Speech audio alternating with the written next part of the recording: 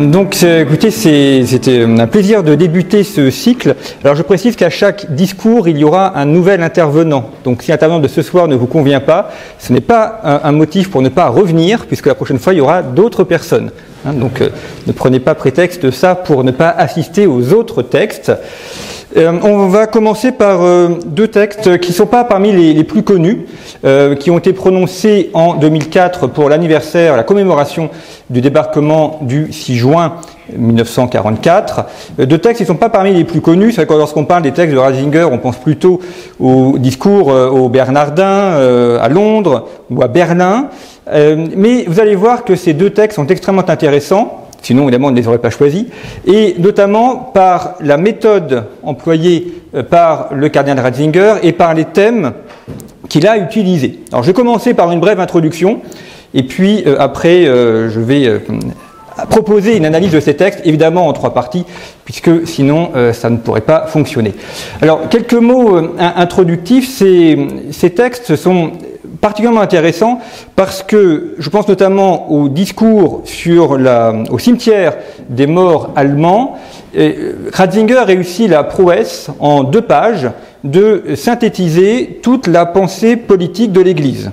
Vous avez là un compendium au sens propre en 2 pages parfaitement écrites de la pensée politique de l'Église, des rapports entre le droit et la justice, des rapports également entre l'État et la politique. C'est vraiment une grande prouesse, d'autant que le genre de discours fait dans un cimetière peut rapidement aboutir à quelques banalités sur les morts et sur la guerre. Et là, comme on va le voir, il s'élève pour des considérations beaucoup plus importantes. Et puis le deuxième discours, c'est une conférence qu'il a donnée à Caen, la même journée.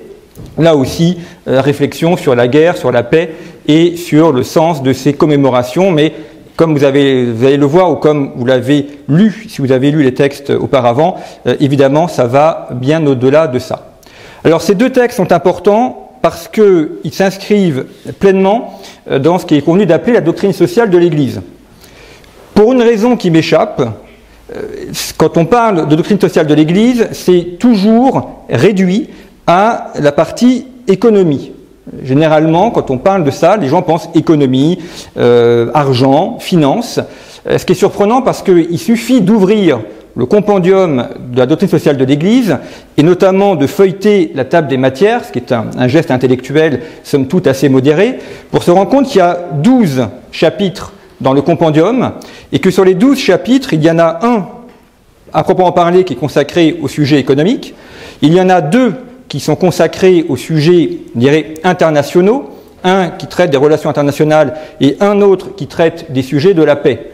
Donc la place dévolue aux sujets internationaux est 2 fois plus importante que la place dévolue aux questions économiques stricto sensu. Donc quand on parle de la paix des nations, quand on parle des rapports entre la guerre et l'État, quand on parle de la question du droit et de la justice, on est évidemment pleinement dans ces questions de doctrine sociale de l'Église. Et comme à chaque fois, le chapitre le plus important, c'est évidemment le premier chapitre qui traite de la personne humaine, de l'homme créé à l'image de Dieu, imago Dei. Et vous allez voir que là aussi, c'est l'un des fils conducteurs des discours de Ratzinger. Ce qui veut dire que dans ces discours, il y a en trame cette pensée politique de l'Église, on appelle maintenant doctrine sociale, mais le terme de pensée politique est plus juste, qui parcourt, qui charpente l'ensemble de ces 2 discours. Et ce qui est également intéressant, c'est la méthode du cardinal Ratzinger, qui à certains propos est un petit peu le dernier père apostolique, si je puis dire. Pourquoi ? Parce que c'est un homme qui est augustinien, il a lu Saint-Augustin, il a consacré sa thèse à Saint-Augustin, et dans la méthode qu'il utilise, il y a énormément d'éléments qui sont ceux de la méthode de Saint-Augustin. Je pense notamment à la conférence qu'il a donnée à Caen, où vous verrez qu'il cite évidemment les Écritures, il cite la tradition, mais il cite également les auteurs classiques. Il y a tout un chapitre qui est consacré à l'analyse du Gorgias de Platon. C'est exactement ce que faisaient les pères de l'Église ou les docteurs apostoliques, c'est-à-dire de prendre la littérature classique et d'en porter un regard à travers la révélation chrétienne. Et puis, il prend également des auteurs contemporains, il en cite 3, dont il prend leurs analyses et il les critique au sens propre, c'est-à-dire qu'il les analyse au regard de la pensée chrétienne. Donc sa méthode est aussi extrêmement intéressante, c'est-à-dire que ce n'est pas uniquement un discours théologique, c'est aussi un discours qui est en dialogue à la fois avec les auteurs contemporains et avec les auteurs classiques, qui sont évidemment des auteurs qui nous parlent encore aujourd'hui. C'est le propre des classiques. Et ça innerve complètement la pensée de Joseph Ratzinger dans ces deux textes, comme d'ailleurs pour les autres aussi, pour tous ceux que vous aurez au cours de cette année, mais particulièrement dans ces deux textes. Donc là, il nous parle des rapports entre la guerre et la paix, le rapport aux nations, et il y a trois thèmes qui sont particulièrement intéressants, donc ils vont faire mes trois parties, évidemment. Le premier, c'est celui de l'espérance, qui est probablement le plus émouvant, surtout pour lui, jeune Allemand qui a connu l'arrivée du nazisme, qui a vu la guerre, qui a vu la défaite. La notion de l'espérance est un point qui est vraiment le point saillant de son discours dans le cimetière allemand. La question du droit et celle de l'éthos. Et on va voir que ça, c'est la dernière partie, qui n'est pas la partie la moins intéressante. Et là aussi, Ratzinger a conçu son discours autour de cette relation de l'éthos. Voilà. J'ai évoqué très brièvement la biographie de Joseph Ratzinger. Alors, bon, vous la connaissez, donc je ne vais pas évidemment m'étendre dessus. Je signale juste qu'il y a une excellente biographie qui a été réalisée par Peter Sewald, qui est probablement la meilleure biographie qui existe, en 2 volumes, qui a été traduite en français par un prêtre qui est le curé de la paroisse francophone de Vienne, et qui a donc traduit ces textes, et que je remercie via la caméra, puisque j'ai pu échanger avec lui sur certains points. Donc, si jamais il regarde la vidéo, qu'il en soit chaleureusement remercié. Mais la traduction est de très bonne qualité, et la biographie aussi, c'est une vraie biographie, à la française, si je puis dire, donc qui analyse à la fois la vie et la pensée de l'auteur et qui met de côté tout ce qui peut être tout simplement un peu commérage ou anecdote guère intéressante. Donc c'est une biographie, mais c'est aussi une œuvre philosophique, théologique qu'a fait Peter Sewald et qui permet de comprendre à la fois la pensée de Ratzinger, mais également l'histoire de l'époque, l'histoire de l'Église au XXe siècle. Parce que l'intérêt d'une biographie, c'est qu'on a aussi l'histoire d'une période. Voilà. Alors, commençons, je vais prendre les 2 discours, ce sera plus simple pour les citer, et notamment, alors je vais prendre celui au cimetière allemand, et ce discours au cimetière allemand commence extrêmement fort. Je vous lis la première phrase. « C'est le moment de nous mettre à genoux, plein de respect devant les morts de la Deuxième Guerre mondiale, nous rappelant les innombrables jeunes gens de notre patrie, leur devenir, leurs espérances détruites au cours de ces sanglants massacres de la guerre. » Ratzinger commence par cette phrase, « C'est le moment de nous mettre à genoux », on pourrait dire « mettons-nous à genoux ». Évidemment, pour le liturgiste qu'il est, ça a une signification particulière, puisque c'est la prière que l'on récite, l'invocation que l'on récite tous les vendredis saints, lors de la cérémonie de la Passion, où, si vous vous rappelez, puisque ça a lieu tous les ans, on fait ces longues prières pour l'Église, pour le pape, pour les Juifs, pour ceux qui ne croient pas en Dieu, et qu'on ponctue par le fait de se mettre à genoux, à l'invocation du célébrant, mettons-nous à genoux, et ensuite, levons-nous.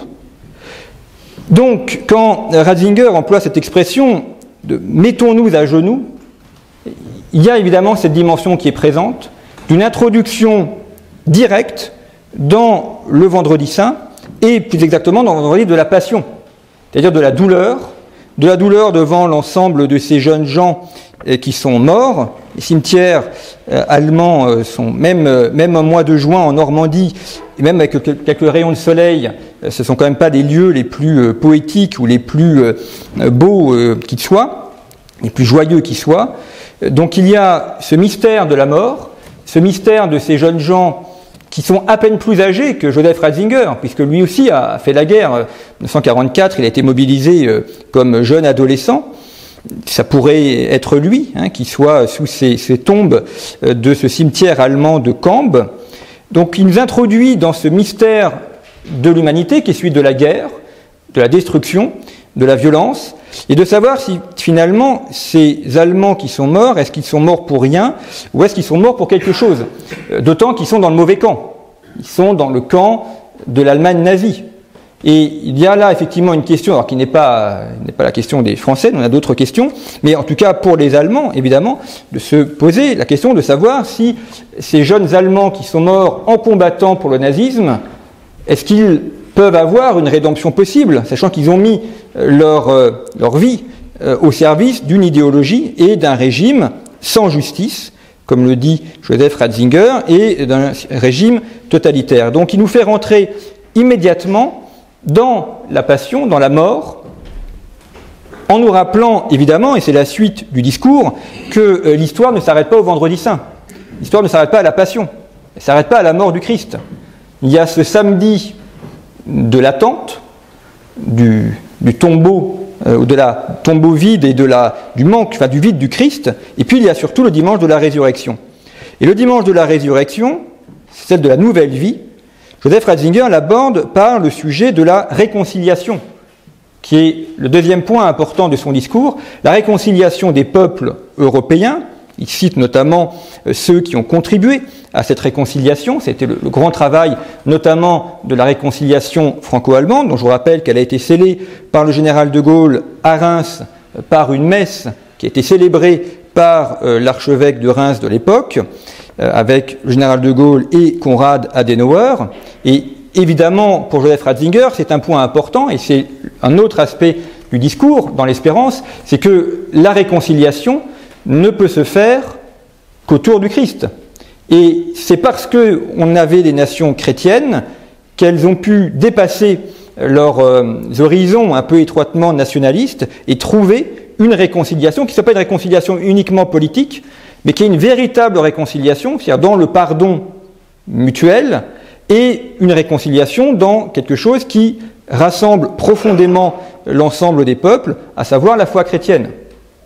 Et un peu plus tard, on verra que Joseph Ratzinger parle des racines chrétiennes de l'Europe, et on va voir le sens qu'il donne aux racines chrétiennes, qui est un sens beaucoup plus fort qu'un simple discours politique ou un simple slogan politique. Donc il y a d'un côté ces morts allemands et de l'autre cette réconciliation qui est une forme de résurrection. Et une résurrection au sens propre.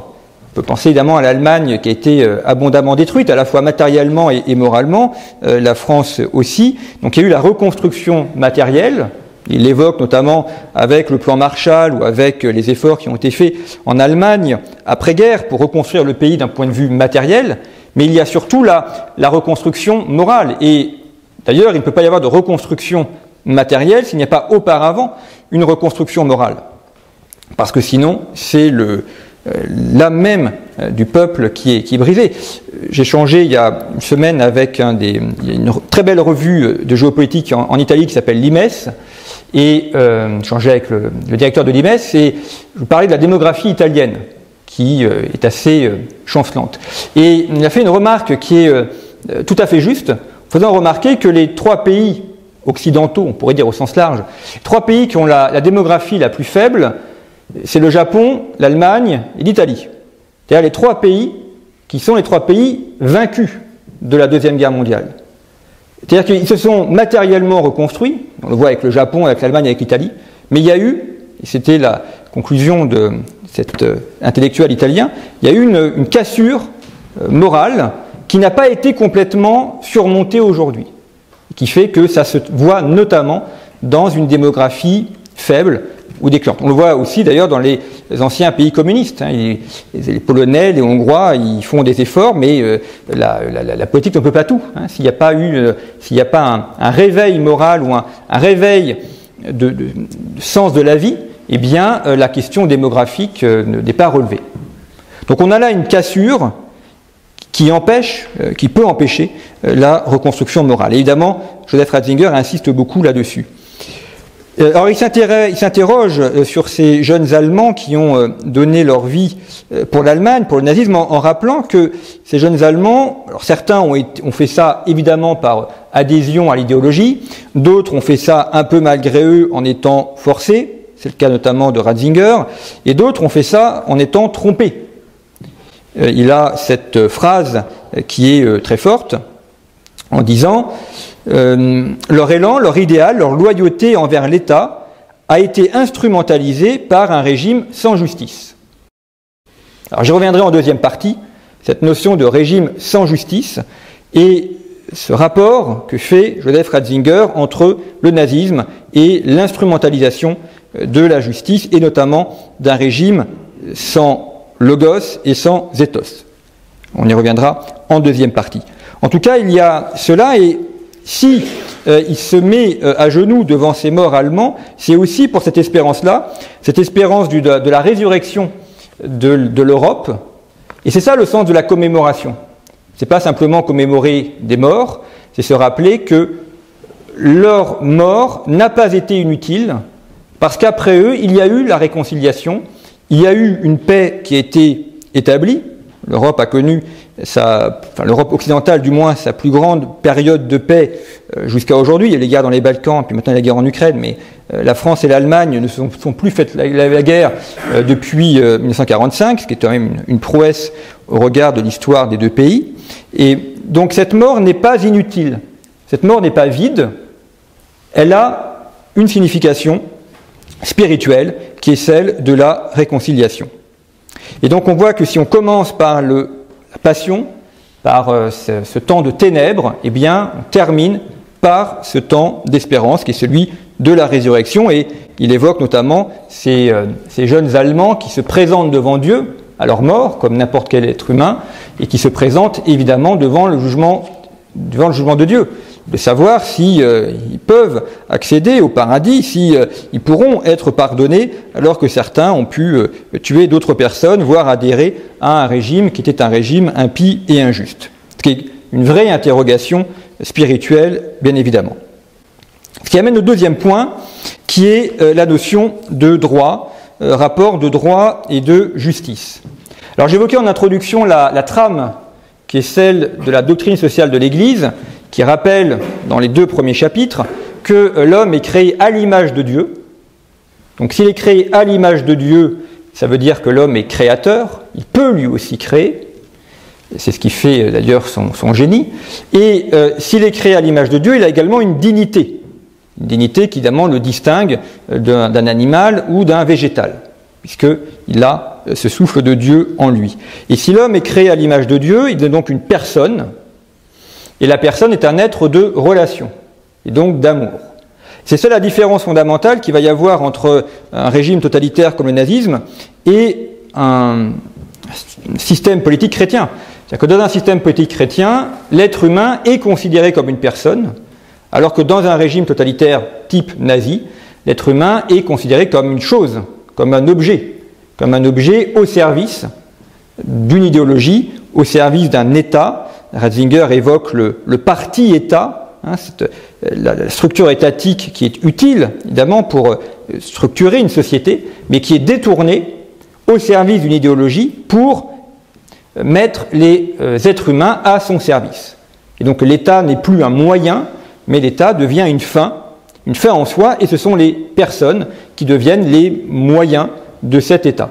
Alors que dans un système politique juste, la personne humaine est la fin, elle est la finalité, elle n'est pas le moyen. Alors il a des mots très forts, et là je vais aller au deuxième discours, même s'il évoque aussi un peu dans le premier, mais c'est pour utiliser les deux évidemment, lorsqu'il rappelle que dans le régime nazi, le droit et l'injustice s'imbriquent. Il y a une imbrication du droit et de l'injustice, c'est-à-dire que le droit est quelque chose de nécessaire, on va y revenir, et le droit est normalement mis au service de la justice. Le droit que Joseph Ratzinger évoque, c'est évidemment la notion de droit naturel. Et le droit naturel découle des 10 commandements. Et en fait, l'être humain est là confronté à un choix qui est un choix fondamental, c'est soit les 10 commandements, soit le veau d'or. Donc soit un système chrétien, soit un système païen. Le nazisme est une idéologie profondément et intrinsèquement païenne. Il y a un très beau documentaire, je vous invite à voir si vous voulez comprendre ce qu'est le nazisme, qui est Les dieux du stade de Leni Riefenstahl, alors qui a tout inventé en matière de cinéma, le travelling, la contre-plongée, donc d'un point de vue cinématographique, c'est absolument parfait. Ce n'est pas un film, comme on l'entend parfois, c'est un documentaire, puisqu'elle filme le congrès du parti nazi, du NSDAP à Nuremberg. Et donc elle place ses caméras et comme elle est une femme géniale en matière de maîtrise du cinéma, eh bien de ce congrès du NSDAP, elle en fait un film documentaire qui prend véritablement celui qui le regarde en haleine et en plus c'est très bien monté. Et il y a deux moments qui sont extrêmement intéressants dans ce film. Le premier, c'est que Riefenstahl filme toujours la foule, donc on voit la foule, et la seule personne que l'on distingue, c'est-à-dire dont on voit le visage, dont on voit l'expression du visage, c'est Hitler. Et par cela, je ne sais pas si c'est volontaire ou pas de sa part, mais enfin, elle a aussi filmé ce que tout le monde voyait, mais elle ne filme jamais les visages des SA ou des SS qui sont présents. Elle montre bien que la personne humaine a disparu. Elle a disparu et la seule personne que l'on voit, c'est celui qui conduit ces foules. Et puis il y a un autre moment qui est extrêmement fort et qui permet de comprendre l'essence du régime nazi, c'est une procession au Saint-Sacrement qui a lieu, au sens propre, on a l'impression d'être à la fête Dieu, donc il y a des SA qui portent une sorte de... qui portent donc dessus une sorte de Saint-Sacrement avec des étoiles, des rayons, mais à la place de l'hostie, c'est une croix gammée.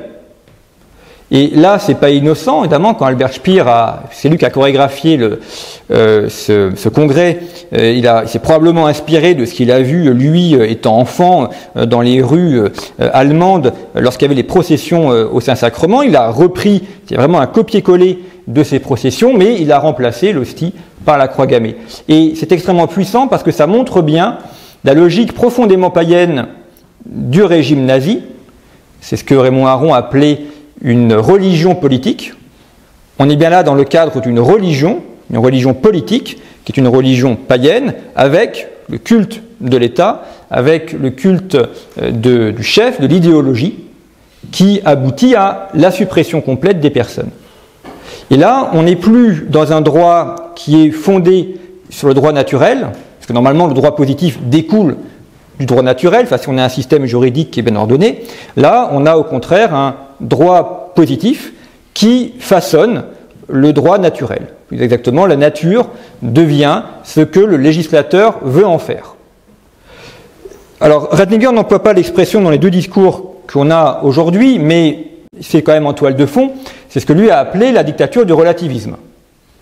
La dictature du relativisme, c'est l'idée que le législateur peut faire à sa guise la nature humaine, il peut la modifier, puisque la loi ayant force naturelle, la loi peut modifier l'homme, et ce qu'a fait un législateur un autre peut le modifier, non pas simplement pour des questions de 35 heures ou de tickets restaurant, savoir si on peut acheter des pâtes ou pas, c'est pas le sujet. Là, ça porte sur les questions fondamentales de l'anthropologie. Le législateur peut décider qui est un homme, qui est une femme, ou d'autres sujets fondamentaux. C'est le discours de Pilate au Christ, quand Pilate lui dit qu'est-ce que la vérité ? La vérité, c'est Pilate. C'est-à-dire que c'est l'empereur qui peut faire la vérité. Et là, c'est Hitler ou Staline qui peuvent faire la vérité. Donc on est bien dans cette dictature du relativisme, qui d'ailleurs a été le fil directeur du discours de Joseph Ratzinger avant son élection, au moment de la messe qui devait ouvrir le conclave, et ça a été aussi un des fils rouges de son pontificat. Donc remettre la vérité au centre de la société, et c'est la vérité, on sait bien que dans une société il y a des choses qui sont discutables, la couleur des chaises par exemple, c'est quelque chose qui est discutable, qui est d'ailleurs régulièrement très fortement discuté. Il y a rarement un consensus sur la couleur des chaises ou sur la tapisserie dans un salon. Mais en revanche, il y a des choses qui ne sont pas discutables, et notamment la notion de personne humaine, ou la dignité de la personne humaine, ça, ce sont des choses qui ne sont pas discutables. Et dans le régime nazi, eh bien, le droit étant au service de l'injustice, puisque droit et injustice se sont imbriqués, eh bien, on a une disparition de ce droit positif. Alors, quelques extraits de ce discours, je vous lis comme ça quelques phrases. L'état de droit lui-même, qui continuait en partie à fonctionner sous ses formes habituelles dans la vie quotidienne, était devenu en même temps une puissance de destruction du droit. Alors l'état de droit, il y a deux manières de traduire État en français. Soit c'est l'État au sens État français, avec donc une majuscule, soit c'est État au sens de situation, un État gazeux, par exemple. Donc on peut faire une interprétation double de la notion d'État de droit, mais l'État de droit, c'est aussi une situation où le droit est respecté. Alors ça aboutit à un État qui respecte le droit, il y a une administration qui respecte le droit, mais c'est aussi un État où le droit est respecté. Et là, au contraire, la puissance étatique est devenue un instrument au service de la destruction du droit, donc avec le règne de l'injustice, et avec, nous dit Ratzinger, la perversion des ordonnances qui, au lieu de servir la justice, se sont mis à produire l'iniquité. À un moment donné, Joseph Ratzinger explique que la paix est la source est permise par le respect du droit. Ça, c'est une citation d'Isaïe, Opus Justitiae Pax, la paix est l'œuvre de la justice. Et la paix est l'œuvre de la justice, c'est la devise de Pie XII. Or, Joseph Ratzinger a eu beaucoup d'admiration pour Pie XII. Il a fait un très beau discours sur Pie XII en expliquant que c'était le pape de sa jeunesse et qu'il avait une grande admiration pour lui. Et Pie XII, lorsqu'il est devenu pape, a donc choisi cet extrait d'Isaïe comme devise, Opus Justitiae Pax, la paix est l'œuvre de la justice. D'abord parce qu'il savait qu'il aurait affronté une guerre qui allait être terrible, mais aussi parce qu'il a compris que la paix, c'est la paix des armes, donc c'est la fin des conflits, mais ça va au-delà de ça. La paix, c'est aussi la paix des cœurs, c'est aussi la paix des peuples, et c'est aussi une paix qui soit une paix de justice. Il y a différents types de conflits. Il peut y avoir des conflits armés, on peut avoir des guerres économiques, on peut avoir des conflits sociaux, on peut avoir des conflits dans la famille, et ce sont l'ensemble de ces conflits qui se règlent par la justice. La paix doit permettre ça, l'établissement de la justice. Ratzinger évoque, au sujet du nazisme, la domination du mensonge. Il parle du régime de la peur. Alors, on n'a pas forcément connu ça, donc on ne se rend pas compte de ce que ça a pu représenter, mais lui, il a connu. Son père qui doit être prudent lorsqu'il parle, parce que sa famille, Ratzinger, est une famille anti-nazie, parce qu'il voit des prêtres ou des amis qui sont arrêtés et déportés. Donc il y a ce régime de la peur, et il a cette expression qui est très, très forte, où il parle du masque du mensonge. Pareil masque servait à se protéger soi-même, mais contribuait d'autre part à renforcer le pouvoir du mal. Ça, c'est quelque chose qui est absolument terrible. J'en parlais avec un ami russe qui a vécu à l'époque soviétique, il me disait, en fait, quand le régime soviétique s'est effondré, je me suis rendu compte que dans ma famille, tout le monde était anticommuniste. Mais personne n'avait osé le dire, parce qu'on ne savait pas si le voisin, l'oncle, l'ami, n'était pas un agent du KGB qui n'allait pas nous dénoncer. Donc on prend le masque du mensonge pour se protéger, et protéger sa famille, mais ce faisant, on contribue à maintenir un régime injuste. Et c'est ce paradoxe terrible que mentionne Ratzinger, le masque du mensonge, c'est aussi le masque qui cache le visage. Il y a une très belle analogie à faire. Dans la Bible, le visage est omniprésent. Moïse peut regarder Dieu face à face. Véronique essuie le visage du Christ, et le visage du Christ se met sur le voile. Le christianisme est la foi du visage. C'est pour ça que les peintres chrétiens peignent des visages. Et autant de Pietà et autant de tableaux du Christ, autant de visages. Le visage est vraiment le symbole, le signe de la personne humaine. Un régime qui nie la personne humaine commence par supprimer le visage, par nier l'existence même du visage. Alors ça se voit dans l'art.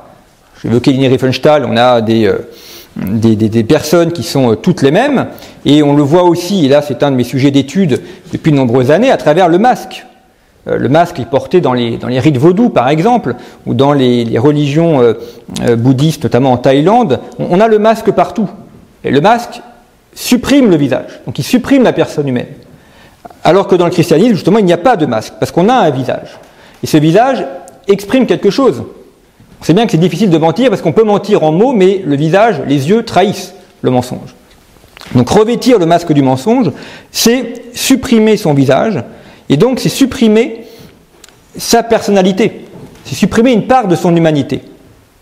Et ça, c'est le paradoxe terrible que souligne Joseph Ratzinger, c'est que se protégeant du nazisme, sa famille, ses amis mentent, et en mentant, elle se protège d'une idéologie qui veut les tuer, mais ce faisant, elle contribue aussi à se dégrader, parce qu'il y a une habitude du mensonge, et qu'on ne peut pas vivre perpétuellement dans le mensonge.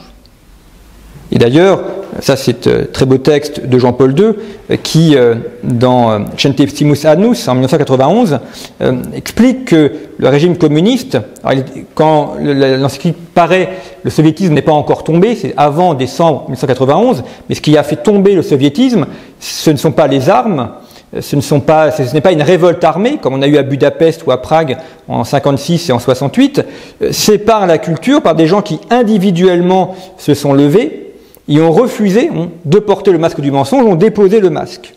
Alors certaines ont mal fini, mais par leur mort, elles ont aussi contribué à briser le régime qui voulait imposer ce mensonge.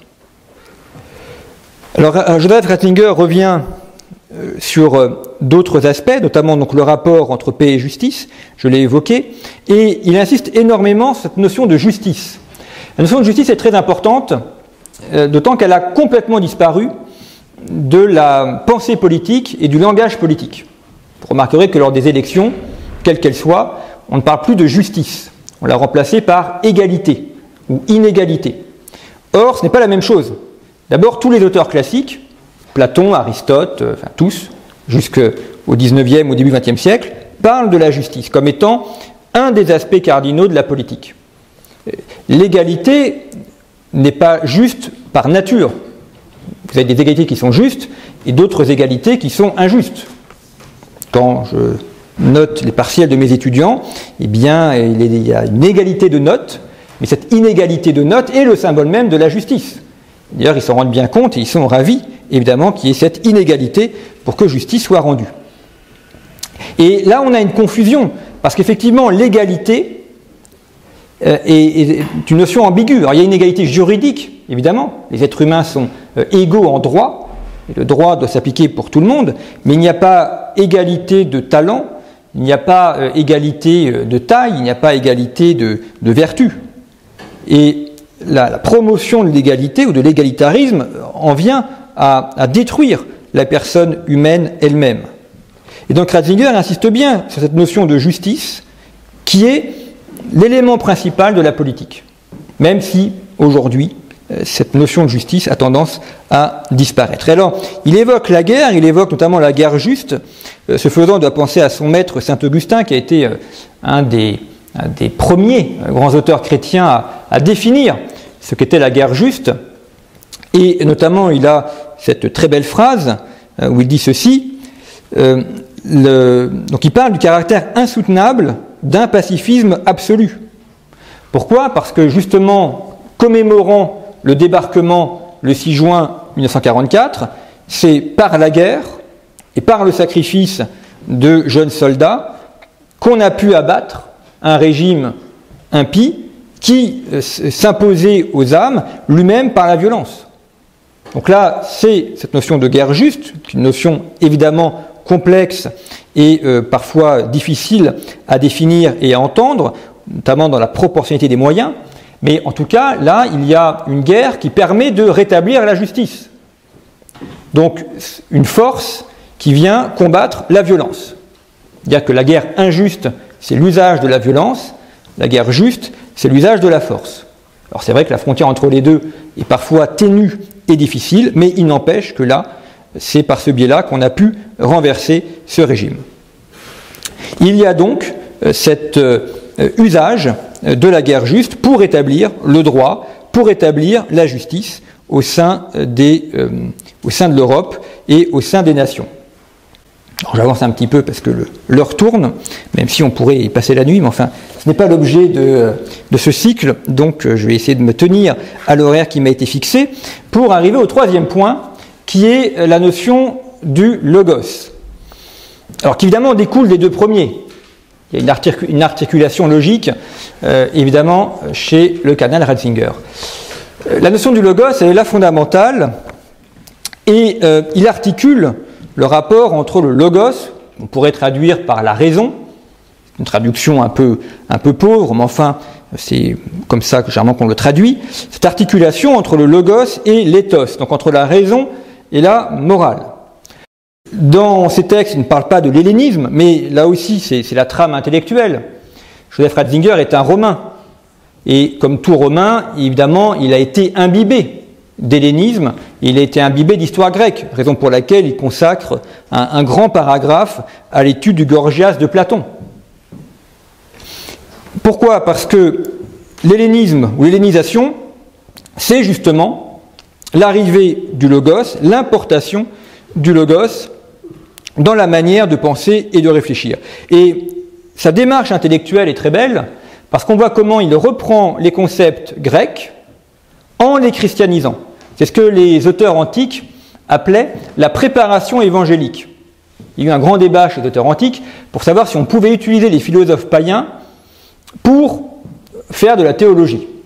Qu'est-ce qu'on fait de Platon et Aristote ? Est-ce qu'on les jette en disant ce sont des païens, donc ils n'ont rien à nous apporter ? Ou est-ce qu'au contraire, on les prend et on les christianise ? Quand on lit Thucydide, qui est un de mes auteurs de chevet, c'est merveilleux. Quand on lit Thucydide, on a l'impression quasiment, il manque juste le Christ, mais sinon on pourrait lire un auteur chrétien. Et les auteurs classiques, premiers auteurs évangéliques, ont conclu en disant on va prendre les auteurs classiques et on va en faire une lecture chrétienne. Finalement, Aristote, Platon, Thucydide sont des proto-chrétiens. Ils sont chrétiens sans le savoir. Et c'est comme ça que saint Thomas d'Aquin a pu après bâtir sa somme théologique. Et c'est exactement ce que fait Joseph Ratzinger en prenant les concepts grecs et en les christianisant, en les romanisant, pour pouvoir nous faire comprendre ces rapports entre le logos, entre la raison et la morale. Alors là, quelques thèmes, je ne vais pas forcément tous les développer parce que comme c'est l'objet d'autres discours, d'abord je ne veux pas trop marcher sur les plates-bandes de ceux qui vont me suivre, et puis comme ça vous encouragera ou ça vous incitera à revenir pour avoir la suite de l'histoire. Donc je ne vais pas tout délivrer ce soir, mais en tout cas, le logos s'oppose chez les Grecs au mythe, le mythos. C'est le grand passage notamment chez les Grecs, vous savez, Homère, on est dans le mythe complet.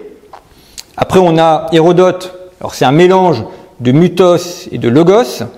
Dans les histoires d'Hérodote, quand il parle des guerres médiques, c'est parfaitement historique. Et puis dès qu'il commence à parler de l'Inde, là on a des créatures un peu bizarres, avec un corps d'homme et puis des pattes de chèvre. Bon, ça n'a pas vraiment existé. Donc là, on est plus dans le mythe. Et puis Thucydide, on est dans le logos chimiquement pur, à tel point qu'il n'y a même plus d'intervention divine.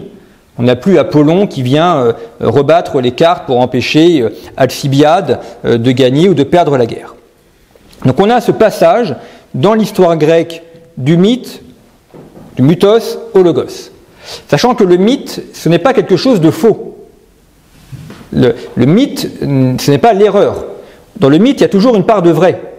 Simplement, cette part de vrai a été édulcorée, a été transformée, si bien qu'on en arrive à ne plus savoir dissocier ce qui est vrai ou ce qui est faux. La guerre de Troie, par exemple, a vraiment eu lieu.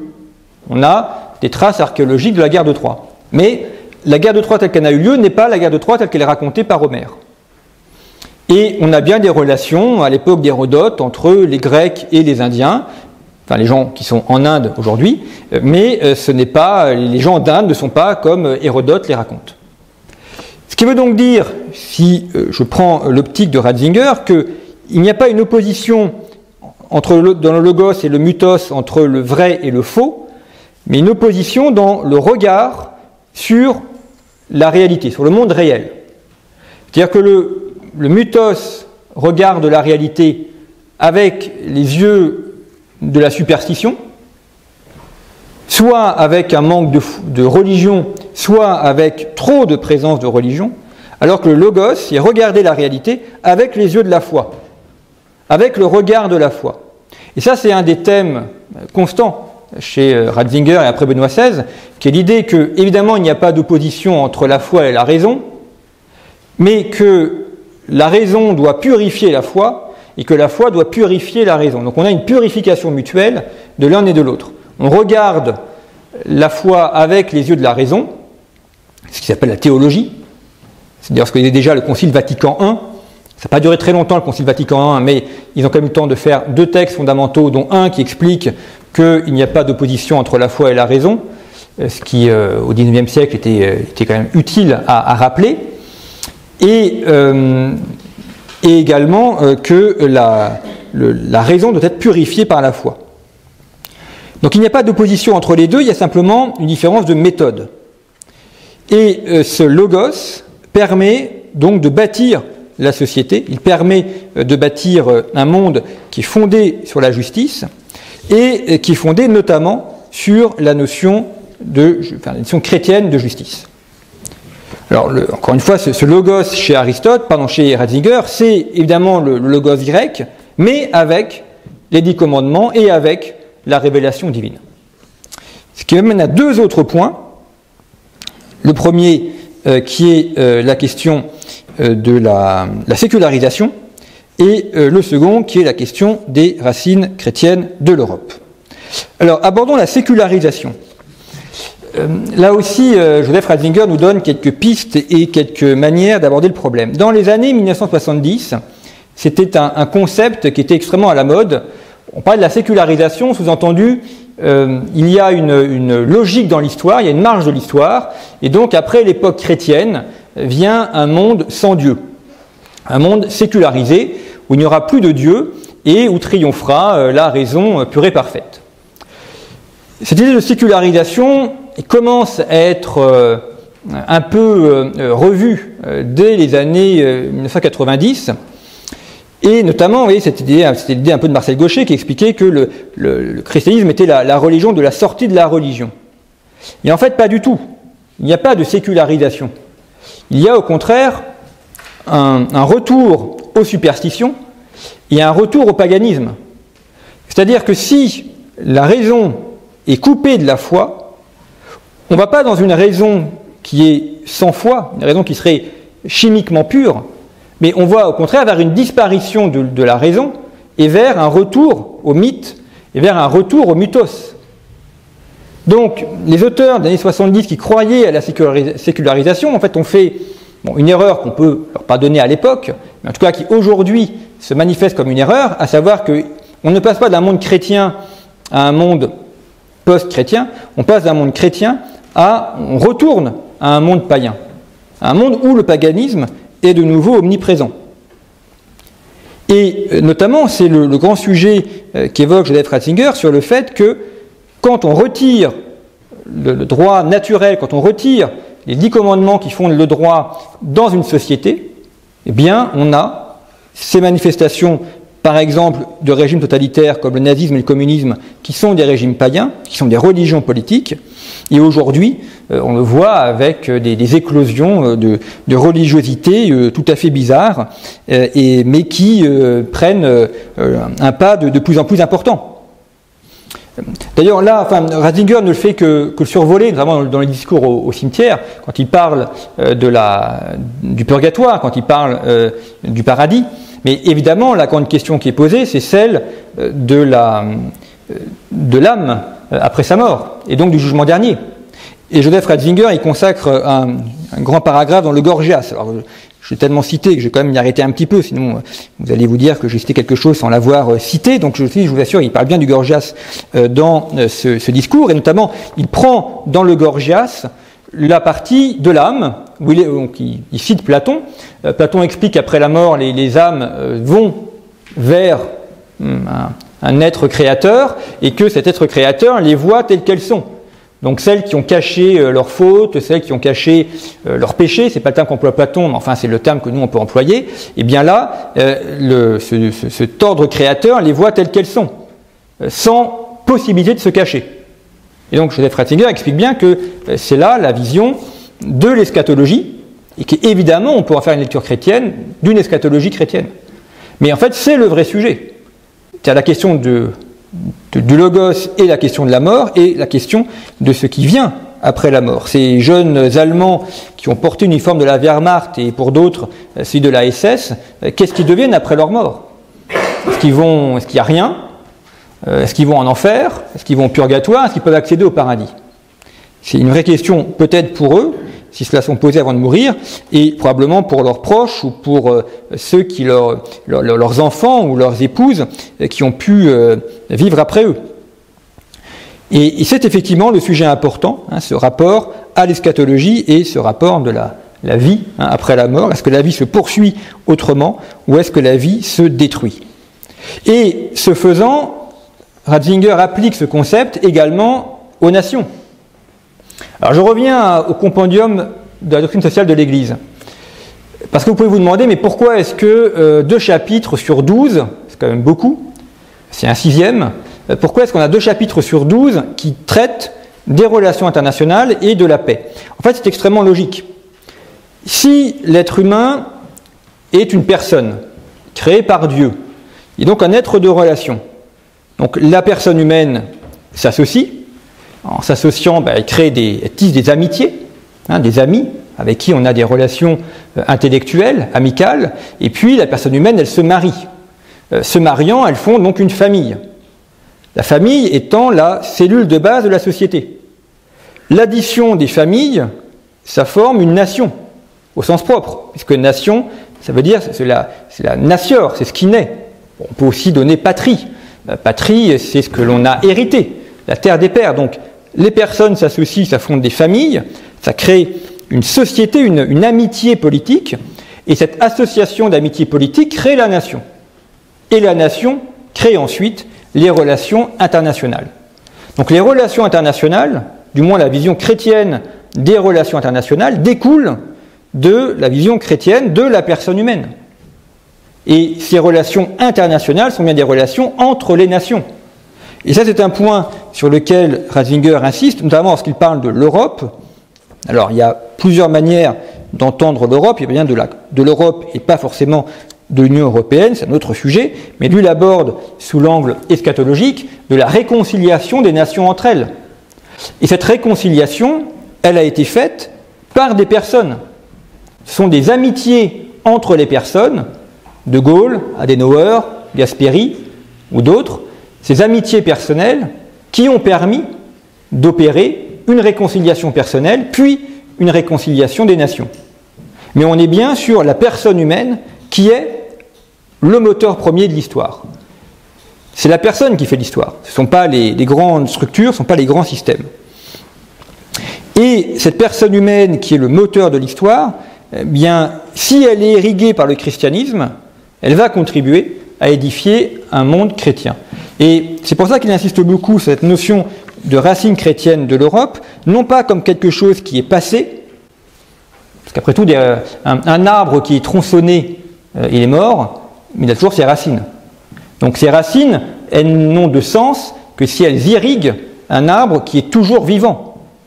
Donc parler des racines de l'Europe comme quelque chose de passé, qui nous aurait légué des beaux monuments, de belles églises, mais qui ne léguerait plus rien, c'est se méprendre sur le sens même de ces racines. Elles sont là pour irriguer un arbre, pour irriguer une société, et donc c'est aux chrétiens actuels de contribuer à vivifier l'arbre par le fait de se nourrir de ses racines. Et ces racines, c'est évidemment la théologie et la philosophie chrétienne, et ce sont les grands auteurs chrétiens.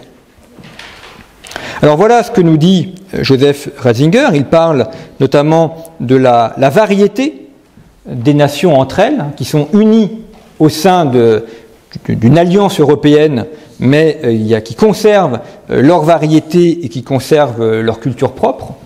Donc l'alliance européenne n'efface pas la culture et n'efface pas la propriété de chacune des nations. Et ces nations qui prennent les sources de la morale, ce sera mon dernier point, comme ça on pourra avoir quelques échanges, ces racines qui prennent les sources de la morale, qui prennent la morale dans les sources chrétiennes. C'est pour ça qu'il allie le logos à l'éthos, à l'éthique. Soit l'éthique émane du Christ, pour dire les choses simplement, soit elle émane du Christ, des 10 commandements, donc de Dieu et du droit naturel, soit elles émanent d'autre chose, mais là, ça aboutit évidemment aux drames humains qui ont été les drames du XXe siècle. Et c'est notamment ce qu'il nous dit là. Quand la raison se saisit des racines de la vie, elle tend toujours davantage à ne plus voir dans l'homme un don du Créateur, mais à en faire un produit. L'homme est fait, et ce qu'on peut faire, on peut aussi le détruire. la dignité humaine disparaît. Voilà. Si l'homme est un produit que l'on peut faire, eh bien on peut aussi le détruire, et donc cette destruction eh bien, fait disparaître la nature humaine elle-même. Ça, c'est le rôle de la foi, que de rappeler à la raison que l'être humain ne se déconstruit pas. Il prend Jacques Derrida, qui est le fondateur du wokisme. Les Français, enfin, comme il y a quelques Belges dans la salle et quelques Chiliens, donc soyons quand même fiers d'être Français, parce qu'on a quand même, sommes à l'origine du wokisme et de toutes les idéologies qui ont causé des drames au XXe siècle, donc c'est quand même une grande fierté intellectuelle. Nous sommes quand même le pays qui a accueilli Pol Pot et Ho Chi Minh. Mais heureusement qu'il y a la raison et la foi pour purifier ça et pour contribuer à relier l'homme à des racines qui soient profondes. Donc c'est en cela qu'il faut évidemment entendre le rapport entre la raison et la foi et bannir la notion de subjectivité, ce qu'il dit à peu près à la fin du discours. Il parle du domaine de la subjectivité, le domaine de la subjectivité qui ouvre les portes aux forces de destruction. Si on donne dans la subjectivité, donc il parle de la subjectivité, c'est cette dictature de relativisme qui effectivement aboutit à la destruction de l'homme. Au contraire, la raison, elle, a des forces créatrices, elle a des forces qui permettent le respect de la dignité humaine. Alors, brièvement, en conclusion, comme ça on termine à peu près dans les temps, donc tout ira bien. Ce discours, je trouve, est très beau. D'abord, ce n'est pas le plus connu. Je ne sais pas si vous l'aviez connu avant ou si vous l'avez lu avant, mais ce que je trouve extrêmement beau, d'abord de voir la concision du discours. Au cimetière, ça fait 2 pages, et puis la conférence, enfin, ça fait 12 pages, mais imprimé de manière un peu large, donc en fait, c'est un peu plus court. Donc on a une très grande concision et une très grande densité. C'est vraiment le genre de discours qu'il faut quand même lire plusieurs fois, qu'il faut ruminer. C'est comme dans Rabelais, enfin Pantagruel, il passe son temps à manger et à ruminer, ça c'est l'image du sage qui mange et qui rumine les livres. Et là on est face à des discours, ceux-là au Bernardin, à Londres ou à Westminster, qui sont des discours qu'il faut régulièrement ruminer et retravailler, parce qu'effectivement ils ont une force de formation et une force de pensée qui est extrêmement forte. Et puis on voit qu'il y a quand même des thèmes qui sont des thèmes structurants dans la vie de Joseph Ratzinger, notamment le rapport entre foi et raison, la corrélation qu'il y a entre les deux, l'importance de la vérité, une vérité ancrée dans le Christ, et puis surtout un très grand amour. C'est, je trouve, extrêmement touchant, notamment dans le discours au cimetière, quand il parle de ces jeunes Allemands, on voit une très grande sensibilité, avec beaucoup de pudeur et avec de la retenue, mais une très grande sensibilité à l'égard de ces jeunes hommes qui sont morts pendant cette guerre, une très grande pudeur et surtout une très grande espérance. Alors j'ai commencé par là, mais c'est quand même ce qui se dégage, je trouve, le plus de ces discours et même de la vie de Benoît XVI de manière générale, pour quelqu'un qui a vu ses parents mourir assez jeunes, qui a connu la guerre, qui a vu aussi une église brinque-ballée, au cours de ces 9 décennies, il a toujours gardé une très, très profonde espérance et qui est là aussi une des trames de l'ensemble de ses discours. Une espérance qui, évidemment, est enracinée dans le Christ et une espérance qui est fondée sur le Christ.